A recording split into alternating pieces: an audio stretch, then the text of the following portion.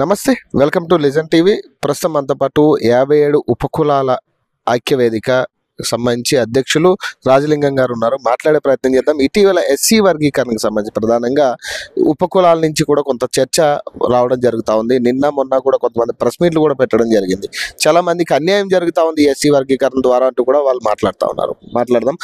నమస్తే అన్న. నమస్తే. ప్రధానంగా అంటే ఎస్సీ వర్గీకరణకు సంబంధించి మీ స్టాండ్ ఏంటి? అసలు మీరేమనుకుంటా ఉన్నారు? ఎస్సీ వర్గీకరణ వల్ల మీ ఉపకులాలకు కావచ్చు, మీరు ఆశించిన విధంగా ఏమైనా లాభాలు జరిగే పరిస్థితి కనపడి? ఎస్సీ వరికరణ జరిగితే మాకు లాభం జరుగుతుంది అనుకున్నాము.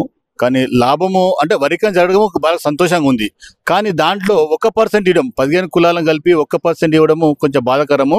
మేము చాలా అన్ని కులాల కంటే, మాది కంటే అన్ని కులాల కంటే వెనుకబడే కులాలు మావి, ఊరికి దూరాన్ని ఉన్న కులాలు. ఈ రోజు కూడా మా కులాలకు ఆర్టీఓ సర్టిఫికేట్ ఇస్తున్నాడు. మా కులాలకు ఆర్టీఓ సర్టిఫికేట్ ఇస్తే వేరే కులాలకేమో ఎంఆర్ఓ ఇస్తే మా కులాలకు ఆర్టీఓ ఇస్తున్నాడు. చదువుకోవాలంటే ఇబ్బందిగా ఉంది. వరికరణ జరిగిన ఈ సర్టిఫికేట్ మాత్రం మళ్ళీ ఆర్టీఓ ఇస్తాడు. మళ్ళీ వెనుకబడే పరిస్థితి మాకు.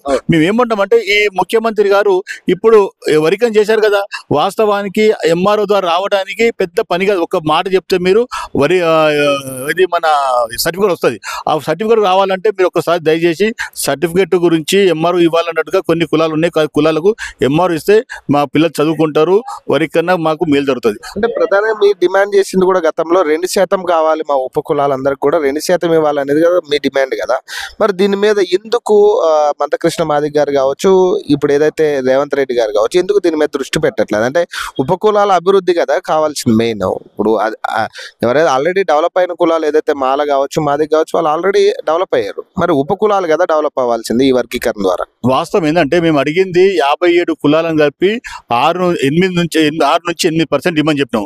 మా కులాలను కట్గా చేసి మొత్తం మేము 57 కులాలు కలవకుండా ఒక పక్కన పడేసి మమ్మల్ని దూరం చేసి కలవకుండా చేసి వాళ్ళు మాత్రం మాల మధ్య కలిసి ఉండే వాళ్ళు చేసుకుంటున్నారు. కానీ మా 57 కులాలు కలిసి ఉంటే మళ్ళీ వాయిస్ పెద్దగా అవుతుంది. మరి వాళ్ళకి ప్రాబ్లం ఏమైందో లేకుంటే వాళ్ళకు ఏమైనా నష్టం జరుగుతుందని చెప్పేసి మా కులాలను దూరం చేసి వాళ్ళు చేశారు. అది చాలా అన్యాయం జరిగింది. రెండోది అంటే మేము ఎప్పటి నుంచో 8% అడుగుతుంటే మా ముక్కలు చేసి మాదిల దాంట్లో కొంతమందిని, మాలల దాంట్లో కొంతమందిని, ఏలో కొంతమంది పెట్టి చేసారు. ఏలో ఉన్నాయి ఆ 15 కులాలు. 15 కులాలలో 1,71,000 మందికి కొన్ని 1% ఇచ్చేసి, అలాగే 32 లక్షల చిల్లర ఉన్న వాళ్ళకు 9% ఇచ్చేసి 26 కులాల కలిపి 5% ఇచ్చారు. మేము ఏమంటామంటే గవర్నమెంట్కు మన ముఖ్యమంత్రి గారికి, మీ ప్రభుత్వం లెక్కల ప్రకారము 17.48% వచ్చింది. ఇంకొక 1% కలుపుకుంటే 18 కదా. ఇంకొక 3 కలిపి 3% కలిపితే ఈ 3 ఉన్న కులాలకు అందులో ఏలో ఉన్న 1 ఇవ్వండి, బిలో 1 ఇవ్వండి, సిలో 1 ఇస్తే మాకు న్యాయమైన కోరి జరుగుతుంది. లేకపోతే ఒక్కటే ఇస్తే సుప్రీంకోర్టు ఏం చెప్పింది? ఏ కులం అయితే వెనుకబడ్డదో, ఏ కులం అయితే అన్యాయమైందో, ఏ కులం అయితే ఊరికి దూరాన, ఏ కులం అయితే చదువు దూరం ఉందో వాళ్ళతో ఇవ్వమంటే వీళ్ళు మళ్ళీ 1 ద్వారా ఇచ్చారు. అంటే వీళ్ళు ప్రభుత్వము జనాభా లెక్కలు చూసుకురా లేకుంటే ఇంకేమైనా చూసిరా వీళ్ళు అని మేము ప్రభుత్వం కోరుతున్నాము. దాంతోపాటు ఈ వరికరణ చేసినందుకు గౌరవ ముఖ్యమంత్రి గారికి మేము చాలా ధన్యవాదాలు చెప్తూ ఉన్నాము. అంటే ఇప్పటిదాకా ఏ 30 సంవత్సరాల నుంచి 6 మంది ముఖ్యమంత్రులు మారినా ఏ ముఖ్యమంత్రి చేయని పని చేసిండు. చాలా ధన్యవాదాలు, బాగా చేసిండు ఆయన. ఇంకోటి, ఆయన సేవల గడ్డ మీద వరికరణ చేస్తాము, ఉపకులాలకు ప్రత్యేక పైన కార్పు ఇస్తామని చెప్పేసి వరికరణ చేస్తా అన్నట్టుగానే మరి అక్కడ సుప్రీంకోర్టు తీర్పు వచ్చిన వెంటనే నిండు సభలో లేచి మేము వరికరణ చేస్తామని చెప్పి అన్న ముఖ్యమంత్రి అదే మాట ప్రకారం ఈరోజు కూడా ఆ మాట మీద నిలబడి వరికరణ చేసిండు. మేము చాలా సంతోషిస్తున్నాము. కానీ ఇంకొంచెం ముందు పోయి అంతకు ముందు మరి ఎన్టీ రామారావు గారు అప్పుడు 14 ఉన్న పర్సెంటేజ్ని ఎస్సీలకు 15 చేసిండు. అదే గిరిజనులకు 4 ఉన్న పర్సెంటేజ్ని 6 చేసిండు. అదేవిధంగా మొన్న గౌరవ మన మాజీ ముఖ్యమంత్రి కేసీఆర్ గారేమో మరి గిరిజనులకు వాళ్ళు కూడా ఇప్పుడు 10 చేసిండు. మేము ఏమంటున్నామంటే మీరు ఎవరు చెప్పినా ఒక మాట, మీ యొక్క రాష్ట్రానికి రాజు మీరు, ఎవరు కావాలని మిమ్మల్ని కావాలని కింద పడేయని కూడా చెప్పొచ్చు. ఏమన్నా మీరు ఒక 3% పెరిస్తే మేము అన్ని కులాలకు న్యాయమైన కోరిక తీరింది.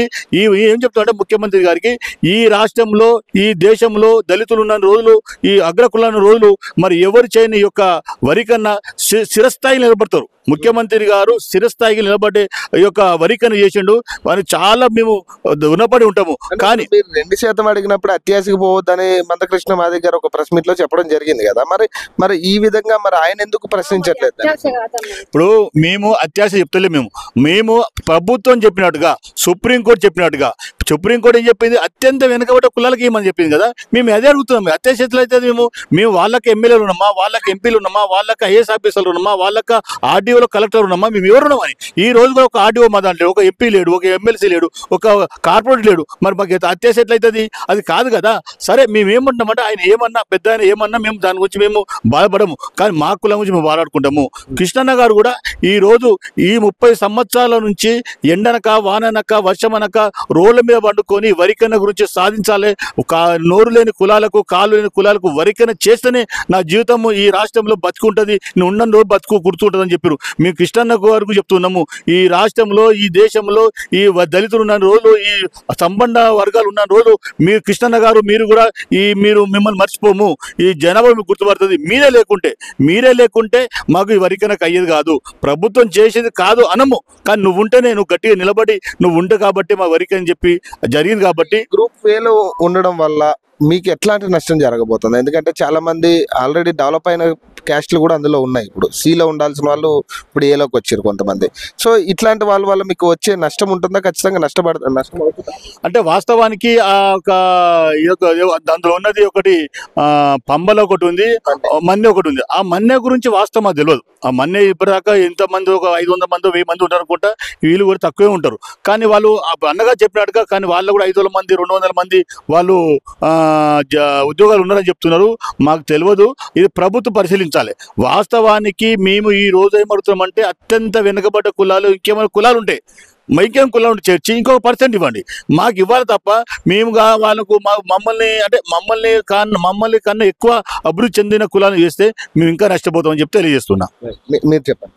మాకు అత్యాశకి ఏం పోలేదన్నా, మాకు చేసింది న్యాయమే, కానీ మాకు సరిపోదని అడుగుతున్నాము. దానికి మించి మేము ఏం అడుగుతలేము. మాకు అత్యాశ కాదు, అందరినీ గౌరవించి మా పెద్దలు రాజలింగం గారు వాళ్ళంతా అడిగేది, మేము అడిగేది అంతా ఏంటంటే, మాకు ఇచ్చిన దానికి మాకు సరిపోదు. మాకు సంచార జాతకులం, ఇంకా చాలా మంది లెక్కింపుకు రాలేదు, పాత లెక్కనే ఇప్పుడు చేసినాం. దయచేసి తప్పుగా అర్థం చేసుకోకుండా మాకు కొంచెం ఇంకొక % పెంచాలని మేము అడుగుతున్నాం తప్ప ఎవరిని మేము కించపరచలేము. మాకు చేసినందుకు అందరికీ కృతజ్ఞతలు చెప్పుకుంటున్నాం. ఇప్పుడు ఉన్న మంత్రులకు కానీ, మరి మందకృష్ణన్నకు కానీ, మా 57 ఉపకులాల తరఫున మేము థ్యాంక్ యూ చెప్పుకుంటున్నాం అన్నమాట.